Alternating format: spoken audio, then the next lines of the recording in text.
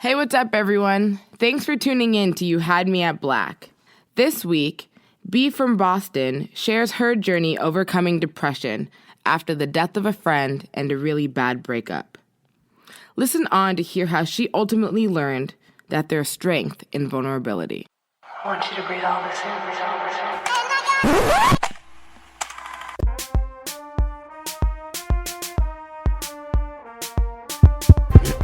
This is You Had Me at Black, the podcast where black millennials tell true life stories. My story is about healing and just coming out of a really dark time and place in my life and just being able to ultimately identify and then engage in a practice that I feel that is today still supporting my healing process. But I feel like a much better person today than I was then.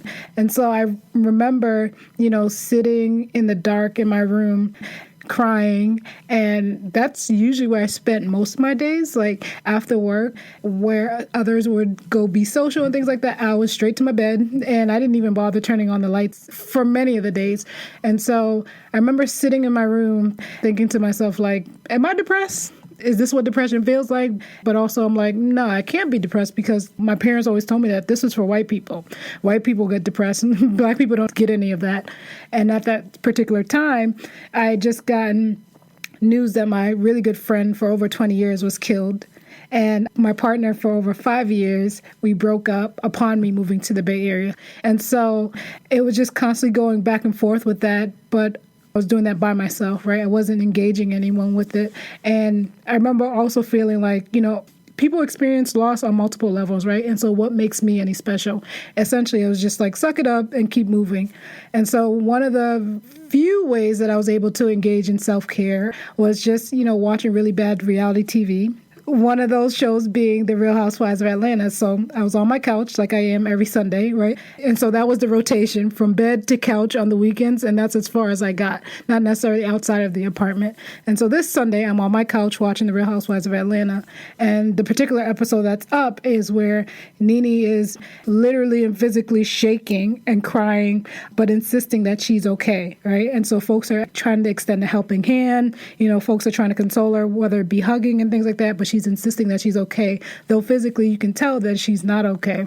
And that for me was like an aha moment. I'm like, am I being Nene Lekes right now, right? Are people offering a hand to me and I'm actively rejecting it? And I think I was, because my friends who would constantly call me to just check in because they knew what I was going with, but I insisted that I was okay. I would always say, no, I'm okay. So, hey, B, how's it going? How's the new job? I'm like, no, everything's okay. When everything wasn't okay, but I had to at least put up the front that I was managing. And so from watching that episode, I think it kind of forced me to seek change. And so I called up my friend.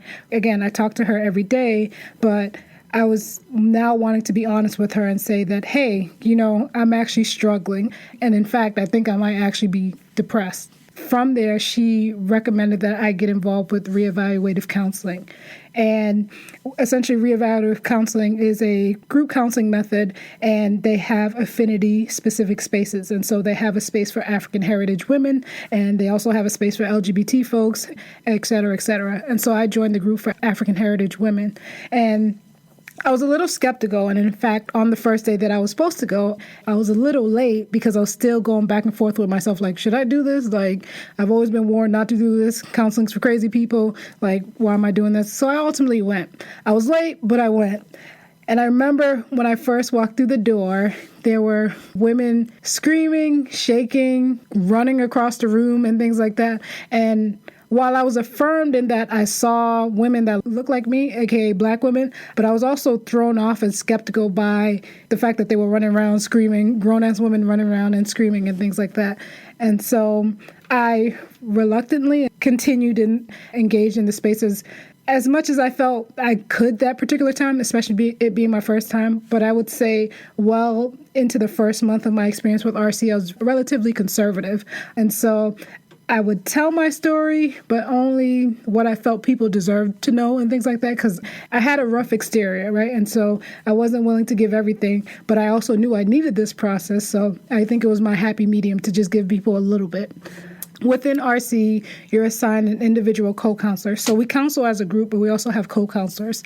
And the purpose of a co-counselor is that, outside of the RC meeting group space, is that they essentially serve as your accountability buddy, making sure that you're actively sessioning throughout the week outside of the space. And so my accountability buddy / co-counselor, she would call me. And so, again, still being really reluctant and skeptical about the process, I would say, I'm actually really busy with work. I can't counsel this week. But she lovingly, but also forcefully, would say, no, we're going to make time for this. We're going to get this on your calendar. Even if it's for 45 minutes, we're going to have this session. And so, again, reluctantly, I agreed to having the session. I'm just really grateful that she was persistent with me. And even the times that I tried to push back and try to dodge the process, she was still there to support me. But particularly, there was one moment where it was my first time discharging. And so discharging is the language they use in RC to talk about the various ways that they've been hurt or the ways that they've internalized hurt. To paint a picture, it's very similar to what you may see in a church with folks catching the Holy Ghost. And so it could be crying, it could be shaking. It was essentially everything I saw when I walked into the door the first time. And so I was actually discharging in this moment with my co-counselor. And I had cried so many times before, but this particular moment felt different. This moment of crying, it felt liberating because I was actively, talking about everything I was dealing with. I was essentially a time bomb waiting to blow off.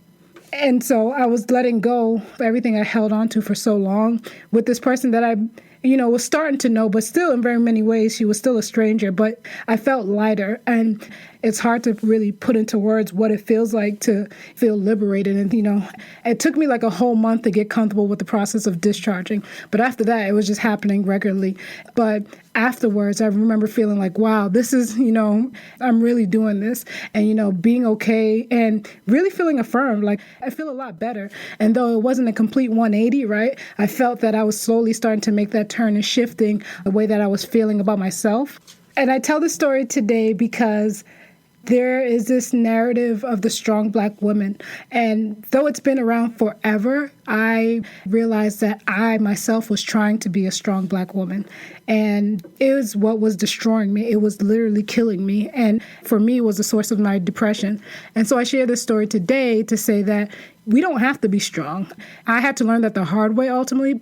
And in fact, I feel like it makes me a stronger person to be able to ask for help. And asking for help doesn't necessarily mean you're joining RC, but asking for help could also mean, confiding in friends like I finally got the courage to do. And also, I want to acknowledge that it does take courage to do all this. And so I would say vulnerability, asking for help, these are all signs of strength. And just wanting to deconstruct this idea that it's a sign of weakness. Thanks for listening. If you like what you hear, visit youhadmeatblack.com/review to leave a review and subscribe.